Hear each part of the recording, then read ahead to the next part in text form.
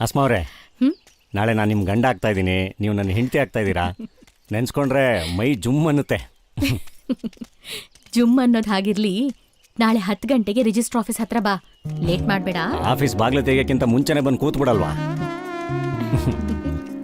ಮತ್ತೆ ಏನು? ನೀವು ಒಂದ್ಸಲಿನೂ ನನ್ನ ಲವ್ ಮಾಡ್ತಾ ಇದ್ದೀನಿ ಅಂತ ಹೇಳಲೇ ಇಲ್ಲ, ಈಗಲಾದ್ರೂ ಹೇಳ್ಬಾರ್ದಾ? ಇಲ್ಲ. ಎಲ್ಲಾದ್ರೇನು ಒಂದ್ಸರಿ ಹೇಳ್ಬಿಡಿ.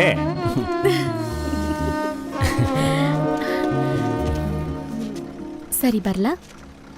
ಹೇಳಲೇ ಇಲ್ಲ. ನಾಳೆ ಸಿಗ್ತೀನಿ.